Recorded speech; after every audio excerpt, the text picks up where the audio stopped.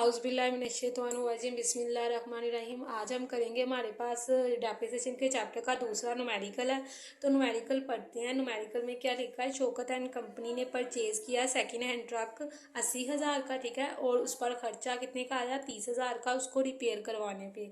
It's working life, इसने it's estimated life मतलब working life, यानी इस मशीनरी ने, इस ट्रक ने हमें कितने सालों के लिए फ़ायदा दिया, 5 सालों के लिए हमने उसको इस्तेमाल किया और उसके बिल्कुल एंड पे हमने उसे सेल कर दिया हमारे लिए जब वो बिल्कुल बेकार होगी 10,000 का, ठीक है।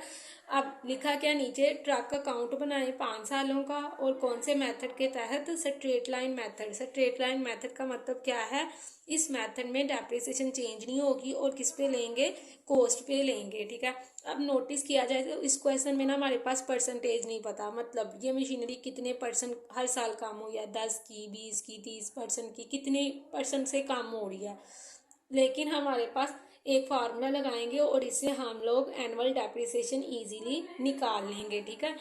एनुअल डेप्रिसिएशन का हमारे पास फार्मूला क्या है, annual depreciation is equal to cost minus scrap value divided by estimated life. अच्छा, यहाँ पे देख लेते हैं होता क्या है बच्चे, स्क्रैप वैल्यू और इसका क्या मतलब होता है। स्क्रैप वैल्यू को ब्रेकअप वैल्यू या रेजिडल वैल्यू भी कहते हैं। इसका मतलब ये होता है जब हम कोई एसेट को इस्तेमाल किया और हमारे लिए बिल्कुल बेकार हो गया तो हमने उसे कितने रुपए में सेल किया। एस्टिमेटेड लाइफ यानी वर्किंग लाइफ, इसका मतलब है किसी एसेट ने कितनी देर के लिए हमें फ़ायदा दिया, मतलब कितने सालों के लिए, 2 सालों के लिए, 3 सालों के लिए। और कॉस्ट मतलब हमने उसे कितने में खरीदा। अच्छा, देखा जाए तो ओवर हीलिंग और रिपेयर का मतलब होता है मुरम्मत करवाना, और इंस्टॉलेशन और इरेक्शन का मतलब होता है लगाना। अब देखा जाए, अगर आप कोई भी एसेट खरीद रहे हो, फॉर एग्जांपल 1 लाख का, और उसको रिपेयर करवाने पे या उसकी मुरम्मत करवाने पे जो खर्चा आया, आप क्या करोगे, सिंपल उसके अंदर ऐड कर दोगे, उसके अंदर जमा कर दोगे, ठीक है। तो यहाँ पर हम पहले फार्मूला लगाएंगे, इससे एनुअल डेप्रिसिएशन निकालेंगे क्योंकि हमें परसेंटेज नहीं पता कितने परसेंट के हिसाब से काम हो रहा है। और सपोज हमारे पास अगर क्वेश्चन में हमें परसेंटेज पता भी हो, ठीक है, लेकिन वो मेथड कौन सा हो, फिक्स इंस्टॉलमेंट मेथड हो, तो वहाँ पर हम क्या करेंगे, फार्मूला ही लगाएंगे। जैसे सपोज ये वाला जो हम क्वेश्चन कर रहे हैं, यहाँ पर स्ट्रेट लाइन मेथड है। पहले देखना ये है क्वेश्चन में कि मेथड कौन सा, स्ट्रेट लाइन है, हर साल डेप्रिसिएशन फिक्स रहेगी। तो अगर हम बच्चे ये वाला फार्मूला लगाएं तो इसमें भी क्या होगा, जो आंसर आएगा ना एनुअल डेप्रिसिएशन का, वो फिक्स रहेगा। इसका मतलब है हम ये वाला फार्मूला इस मेथड में यूज़ कर सकते हैं। अगर अब हमारे पास यहाँ पे क्वेश्चन माइंड में आता है, अगर हमें यहाँ पर परसेंटेज भी पता होती कि वो कितने परसेंट के हिसाब से काम हो रहा है, मतलब 20 हो रहा है, 10 हो रहा है, कितना हो रहा है, तो फिर हम क्या करते हैं, हम ये परसेंटेज को कर देंगे इग्नोर और हम फार्मूला लगा के ही क्वेश्चन को सोल्व करेंगे। फिर से अगर हमारे पास फिक्स इंस्टॉलमेंट यानी स्ट्रेट लाइन मेथड हो और फार्मूला भी और परसेंटेज भी बताओ, तो हम फार्मूले के थ्रू क्वेश्चन करेंगे, परसेंटेज के थ्रू क्वेश्चन को सोल्व नहीं करेंगे, ठीक है। तो करते हैं, हमारे पास क्वेश्चन स्टार्ट। हमने मशीनरी खरीदी कितने की, 80,000 की, उसको लगाने पे खर्चा आ रहा है 30,000 का, और उसकी स्क्रैप वैल्यू जो है वो 10,000 है, और कितने साल इस्तेमाल किया उसको, 5 सालों के लिए। तो अभी यहाँ पर देखा जाए तो हम क्या करेंगे, हमारी कॉस्ट टोटल मिला के कितने की हो जाएगी, 80,000 प्लस 30,000 और स्क्रैप वैल्यू, उसको कितने में हमने फरोख्त किया जब वो हमारे लिए बेकार हो गई, तो 10,000 में, ठीक है। और कितने सालों के लिए हमने उसे इस्तेमाल किया, 5 सालों के लिए। अब ये हमारे पास कितना हो गया, 1,10,000 माइनस 10,000 डिवाइडेड बाय 5। 1,10,000 से 10,000 निकाल दे तो कितना बच गया, 10,000, और 1,00,000, और इसको 5 पे डिवाइड कर दिया तो हमारे पास आंसर क्या आएगा, 20,000। तो ये हमारे पास एनुअल डेप्रिसिएशन का फार्मूला है। अब हमारे पास एनुअल डेप्रिसिएशन निकल आई है, हम आसानी के साथ इसका क्या बना लेंगे, टेबल बनाएंगे, ठीक है। तो माइंड में ये बात रखनी है, अगर हमारे पास फार्मूले की एनुअल डेप्रिसिएशन का फार्मूला, अगर क्वेश्चन में फार्मूले की सारी जितनी भी रिक्वायरमेंट है, मतलब ये जो तीन चीज़ें अगर हमें पता है तो हम फार्मूला लगा के क्वेश्चन को सोल्व करेंगे। और अगर परसेंटेज भी पता हो तो हम परसेंटेज को क्या कर देंगे, इग्नोर, फिर भी हम क्या लगाएंगे, फार्मूला ही लगाएंगे। ठीक है, ये हमारे पास क्वेश्चन है। अब हम इसको करते हैं स्टार्ट। और यहाँ पे हमने कितने सालों के लिए इसका अकाउंट बनाना है, पहले ये चेक कर लेते हैं। हमारे पास अकाउंट है इसका 4-5 ईयर्स, 5 सालों के लिए। ठीक है, सबसे पहले हमें सेम वही पिछली वाली सारी की सारी इन्फॉर्मेशन हम सोचेंगे। हमने पैसे यहाँ तो कैश हाथ से, मतलब कैश इन हैंड वाला दिया, यहाँ हमने क्या किया, बैंक के थ्रू पैसे अदा किए हैं। तो हमारे पास ट्रक आ गया, और ट्रक किस साइड की तरफ आया, डेबिट, डेबिट साइड की तरफ आए। पैसे कैश के थ्रू देंगे या बैंक के थ्रू, तो ये क्या हो गया हमारे पास, क्रेडिट हो गया। ठीक है, यहाँ पे हम अमाउंट क्या लिखेंगे। अब यहाँ पे माइंड में ये क्वेश्चन आता है कि कौन सी अमाउंट लिखेंगे। तो देखा जाए तो जहाँ पर हमारे पास अमाउंट क्या थी, 80,000 की मशीनरी थी और उसको रिपेयर करवाने पे 30,000 का खर्चा आया था। तो पक्की बात है, अब हमारे पास मशीनरी कितने की आएगी, 1,10,000 की। अब डेप्रीसिएशन, डेप्रिसिएशन की कितनी अमाउंट आएगी हमने ऑलरेडी निकाल रखी है। एनुअल डेप्रिसिएशन कितनी आ रही है हमारे पास, 20,000। तो ये हमने लिख दिया 20,000। अब हमने क्या निकालना है यहाँ पे, बैलेंस, क्लोजिंग बैलेंस। 1,10,000 से 20,000 निकाल दो तो बाकी कितना बच गया, 90,000। ये हमने कर दिया टोटल। नीचे डबल लाइन, डेप्रिसिएशन हमने क्यों लिखा, क्योंकि डेप्रिसिएशन अगर एंट्री की बात की जाए, हम ट्रक का लेजर बना रहे हैं तो मशीनरी अकाउंट डेप्रिसिएशन की वजह से क्रेडिट हुई होगी, हम क्रेडिट साइड की तरफ आए, लेकिन नाम किसका लिख दिया, डेप्रिसिएशन का। 1,10,000 से हमने 20,000 निकाल दिया तो बाकी कितना बच गया, 90,000। अब हम नेक्स्ट ईयर का बैलेंस बिगनिंग उतारेंगे। हमारे पास अमाउंट है 90,000। एक बात माइंड में रखनी है कि बच्चे, जहाँ पर ट्रक कोई भी चीज़ हम लोग रिपेयर करवा रहे हैं या उसको इरेक्शन कुछ भी करवा रहे हैं, हमने खरीद दिया, तो हमने जो खरीद दिया उसके अंदर उसको क्या कर देंगे, जमा कर देंगे और इस तरीकाकार से लिखेंगे। ठीक है, देखा जाए जब मैंने एनुअल डेप्रिसिएशन का फार्मूला लगाया, वहाँ भी मैंने कॉस्ट जो लिखी थी वो 80,000 नहीं बल्कि कितनी लिखी थी, 1,10,000। और यहाँ भी ऐसा ही किया है। यहाँ पे अब हम लिख लेते हैं हमारे पास फिर से डेप्रिसिएशन। हमने इस मेथड को पहले ध्यान से देख लिया था, क्वेश्चन में स्ट्रेट लाइन मेथड था, तभी हमने फार्मूला यूज़ किया और क्या चीज़ निकाली, 20,000। अब हर साल ये क्या रहेगी, सेम रहेगी, क्योंकि मेथड भी यही है और हमने निकाल लिया जो हमें चाहिए थी, यानी एसेट्स की वैल्यू हर साल कितनी कम हो रही है। तो कितने के हिसाब से हो रही है, एनुअल का मतलब क्या होता है, सालाना, तो 20,000 से कम हो रही है।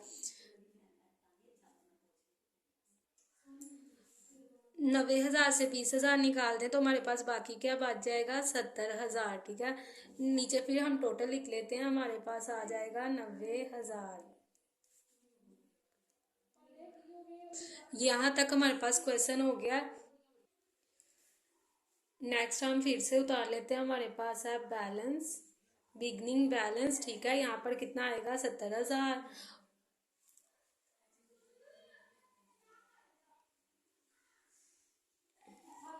डेप्रिसिएशन, डेप्रिसिएशन अकाउंट कितना है, 20,000। बैलेंस, फिर से बैलेंस यहाँ पर उतारते हैं, 70,000 से 20,000 निकाल दे तो बाकी कितना बच जाएगा, 50,000।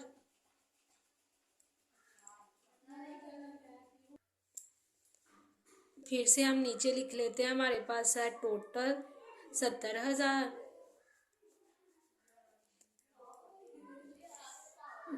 नेक्स्ट फिर से बैलेंस उतार लेते हैं, बिगनिंग बैलेंस, इसको और क्या कहते हैं, ब्राउट डाउन। ठीक है, लाया हुआ बैलेंस, ब्राउट डाउन, और इसको क्या कहते हैं, कैरी डाउन। तो इसी को ही चेंज कर देंगे। नीचे ये जो पिछले साल का क्लोजिंग बैलेंस होता है वो नेक्स्ट ईयर का ओपनिंग यानी बिगनिंग बैलेंस बन जाता है। ये हमारे पास है डेप्रिसिएशन। 50,000 से फिर से सेम अमाउंट, क्योंकि मेथड यही है। अच्छा, इसका क्या क्या नेम है? Fix installment method, straight line method और ओरिजिनल कॉस्ट मेथड। मतलब इसके अंदर डेप्रिसिएशन चेंज नहीं होती। इन तीनों का एक ही मतलब है, जस्ट इनके नेम चेंज है। तो बैलेंस कैरी डाउन, 50,000 से 20,000 निकाल दे तो बाकी कितना बच गया? 30,000। टोटल लिख लेते हैं नीचे 50,000। नेक्स्ट फिर से हम उतारते हैं बैलेंस, क्योंकि हमने कितने साल का बनाना है? 5 सालों का बनाना है, ठीक है। तो यहाँ पर लिख लेते हैं बैलेंस हमारे पास क्या है? 30,000। डेप्रिसिएशन हमारे पास यहाँ पे क्या है? 20,000। और इसी तरीके से यहाँ पर हम उतार लेंगे बैलेंस कैरी डाउन। 30,000 से 20,000 निकाल दे तो बाकी कितना बच जाएगा? 10,000।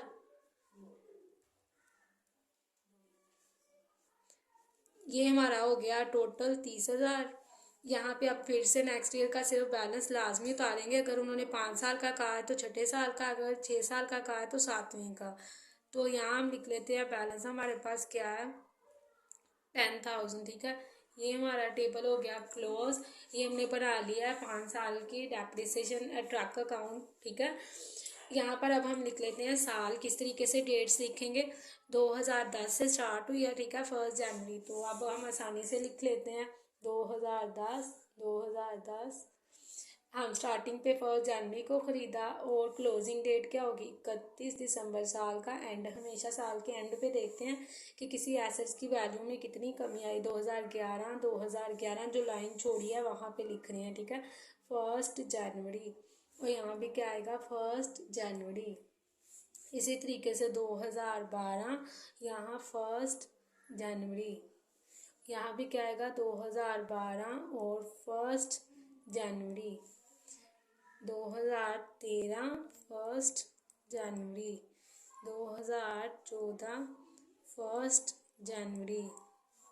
2000 सॉरी, यहाँ क्या आएगा? 13 साल का एंडिंग है, 2014 1 जनवरी। और यहाँ भी 2014 1 जनवरी। लास्ट क्या चीज़ है हमारे पास? 2015 1 जनवरी। तो ये हमारे पास क्वेश्चन हो गया है कंप्लीट, ठीक है। अब हम लोग देखें तो अगर मतलब हमारे पास यहाँ देखा जाए, जो हमारे पास कॉस्ट थी 80 नहीं बल्कि हमने ऐड की थी। क्यों ऐड की थी? क्योंकि उसको क्या करवाने पे खर्चा आ रहा था? रिपेयर करवाने पे खर्चा आ रहा था, ठीक है। ये देखें ज़रा, ओवर हीलिंग को रिपेयर करवाना, मरम्मत करवाना, ठीक है। इंस्टॉलेशन का मतलब क्या होता है? लगाना। इरेक्शन का मतलब भी होता है लगाना। और सिंपल जितनी भी हमने चीज़ खरीदी है हमने उसके अंदर उसको ऐड कर देना, यानी इस तरीकाकार से यहाँ पर लिखना है। कीमत यहाँ पे ओरिजिनल वो नहीं होगी जितने पे ख़रीदा है, बल्कि वो जो हमने खर्चे वगैरह किए हैं या उसको लगाने पे जो खर्चा आया वो भी उसमें ऐड हो जाएगा। और इसी तरीके से हमने जो फार्मूले में जहाँ कॉस्ट लिखी थी वहाँ कॉस्ट 80 नहीं लिखी थी बल्कि उसके अंदर ऐड करके लिखी थी, ठीक है। एक ऐसा ही क्वेश्चन हम और देख लेते हैं। यहाँ पर क्या चीज़ है? तो ये बच्चे हमारे पास मेथड यहाँ पर यूज़ किया जा रहा है।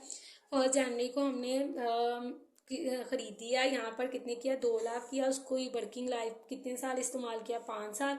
और इसको कितने में फ़रोख्त कर दिया जब वो हमारे लिए बेकार होगी? 20,000 में। यहाँ पर भी स्ट्रेट लाइन मेथड ही है।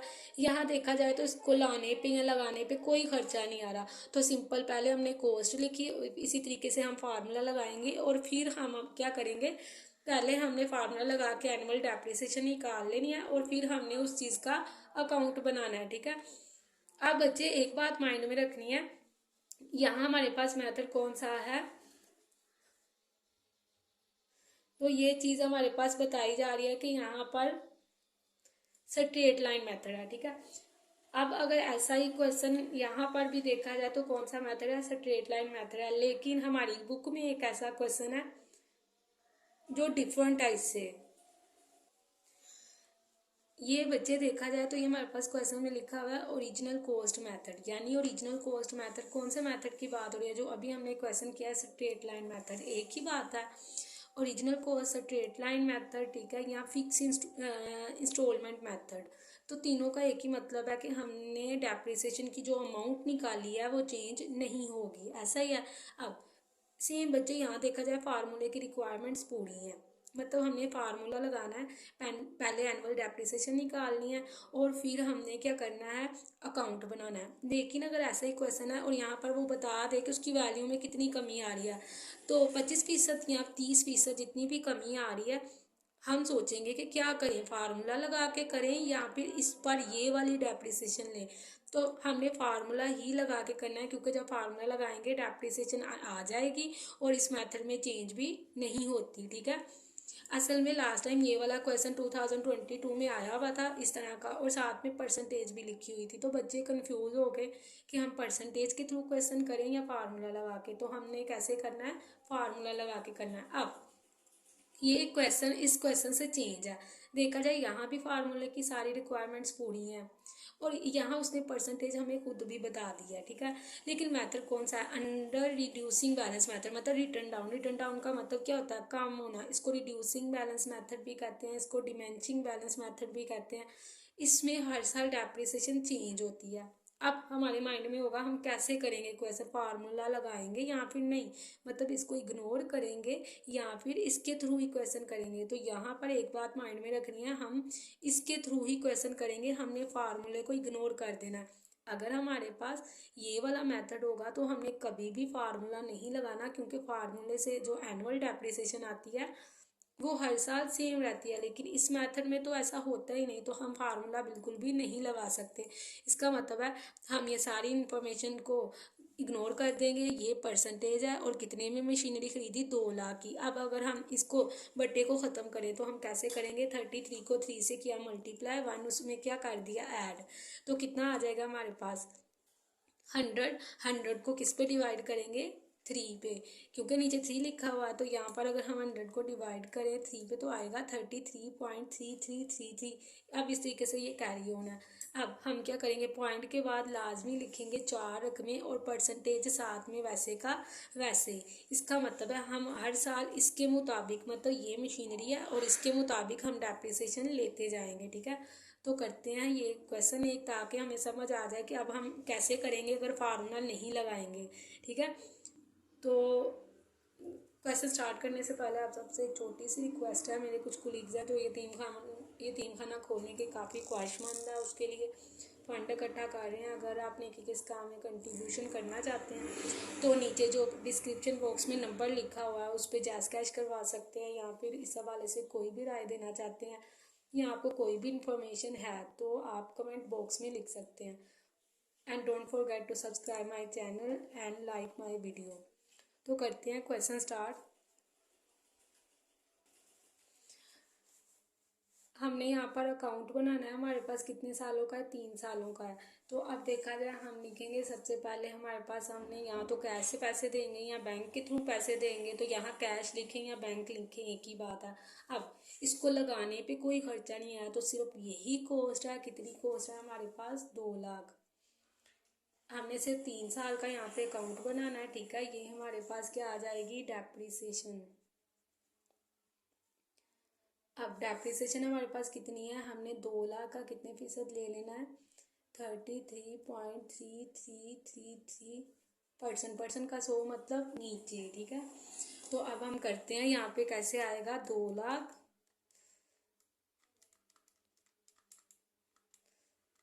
Divided by 100। यहाँ नोटिस किया जाए तो पॉइंट में है, हमने सेम ऐसे लिखना है 66666.6, ठीक है। अब हमने उतारना है यहाँ पर बैलेंस क्लोजिंग, तो यहाँ पर हम 2 लाख में से इसको कर देते हैं माइनस, और ये आ गया 1333333.4, ठीक है।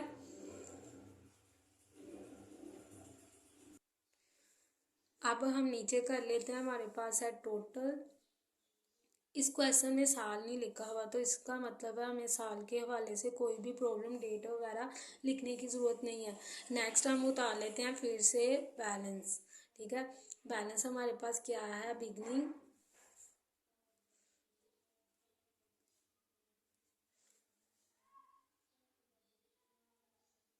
0.4, ठीक हो गया।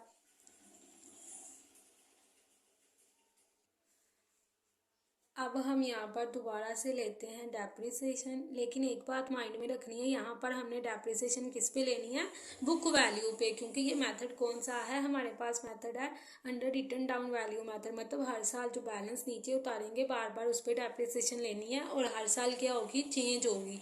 तो ये हमारे पास कीमत है, ठीक है, इस पर हमने डेप्रिसिएशन लेनी है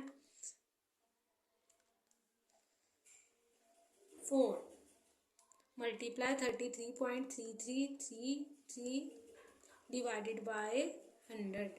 तो यहाँ देखा जाए तो अब हम लिखेंगे, हमारे पास क्या है, यहाँ हम पॉइंट के बाद 4 रकमें डेप्रिसिएशन की जगह लिख सकते हैं, लेकिन ऊपर हमने मस्ट है कि कितने लेने हैं, 4 ही डिजिट लेने हैं, वरना आंसर ऊपर से स्टार्ट होगा गलत होना, ठीक है।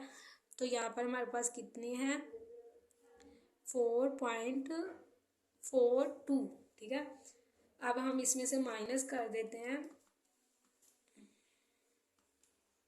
0.4। जी हमारे पास बैलेंस क्या है,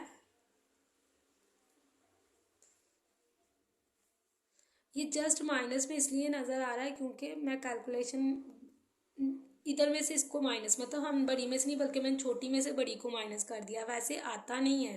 डोंट वरी, इस हवाले से नहीं परेशान होना। ये कितना है, 9 7। अब देखा जाए पॉइंट के बाद हमने कितने डिजिट लिखने हैं, 2, तो उसके बाद भी 7 है। अब हम इसको आसानी से 8 में चेंज कर सकते हैं, तो हम लिख लेते हैं, नीचे है टोटल। एक दफ़ा दोबारा से हम चेक कर लेते हैं, यहाँ पर हमने कोई प्रॉब्लम तो नहीं क्रिएट की, ठीक है। 0.4 माइनस कितना है हमारे पास, 4.42। तो ये हमारे पास आंसर क्या है, हमारे पास 8 है, ठीक है। और यहाँ पर क्या है, 9 और 8, तो हमने बिल्कुल सही लिखा हुआ है। अब हम उतार लेते हैं नेक्स्ट ईयर का फिर से बैलेंस, बिगनिंग बैलेंस, तो कितना है, 0.98। अब इस पे ले लेते हैं फिर से डेप्रिसिएशन, 33.3333 डिवाइडेड बाय 100। तो ये हमारे पास आ जाएगी डेप्रिसिएशन।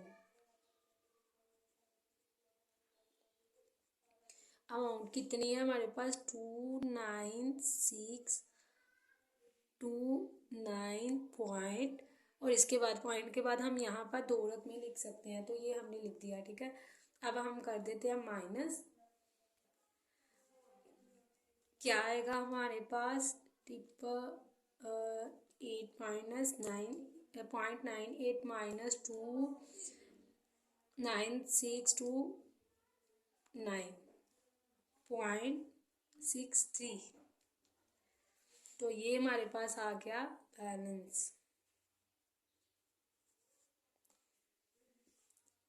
क्लोजिंग बैलेंस कितना है, 5925.35। यहाँ पर हम पॉइंट के बाद 2 रकमें लिख सकते हैं, लेकिन जो हमने परसेंटेज लेनी है वो हमने यही लेनी है, यानी ये पहले साल हमने 2 लाख पे लिया, फिर हमने दूसरे साल किस पे लिया, ये बैलेंस पे लिया, क्योंकि पहले साल का बैलेंस कौन सा है, ये है। दूसरे साल का बैलेंस ये है। तीसरे साल का बैलेंस मतलब बुक वैल्यू ये है, तो ये हमारी बुक वैल्यू के तौर पे, और ये हमारी क्या है, परसेंटेज। तो हम यहाँ पे लिख लेते हैं, टोटल हमारा कितना है, 0.98। यहाँ भी यही चीज़। अब अगर हमें 3 साल का कहा है, तो हमने क्या करना है, चौथे साल का बैलेंस लाजमी नीचे उतारना है, तो ये बैलेंस हम यहाँ उतार लेंगे नीचे। यहाँ डेट नहीं लिखी, इसका मतलब हमने हर साल कोई भी यहाँ पर किसी भी किस्म की डेट नहीं लिखनी, ठीक है। जब नहीं दी तो इसका मतलब यहाँ पर कोई भी प्रॉब्लम फेस करनी नहीं पड़ेगी। 59259.35। तो यहाँ हम चेक कर लेते हैं हमारा आंसर क्या है,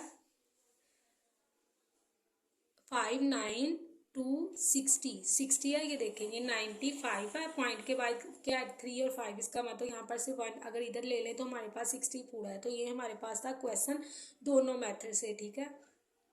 और यहाँ पर हमने खरीदते वक्त किसी भी किस्म के कोई भी उसके अंदर ऐड नहीं किए, तो हमने नहीं लिखे। लेकिन पिछले क्वेश्चन में क्या था, हमने किया था, इसलिए हमने फार्मूले भी जहाँ हमारे पास कोई भी चीज़ जो थी हमारे पास, जहाँ हमारे पास वो चीज़ 80 की थी, 80,000 की थी, वहाँ हमने कितने में लिखी थी, 1,20,000 में, सॉरी 1,10,000 में। तो इसका मतलब है जहाँ पे होगी कोई भी चीज़ रिपेयर वगैरह या कुछ भी करवाना उसके अंदर ऐड होगी, अदरवाइज वो ऐड नहीं होगी।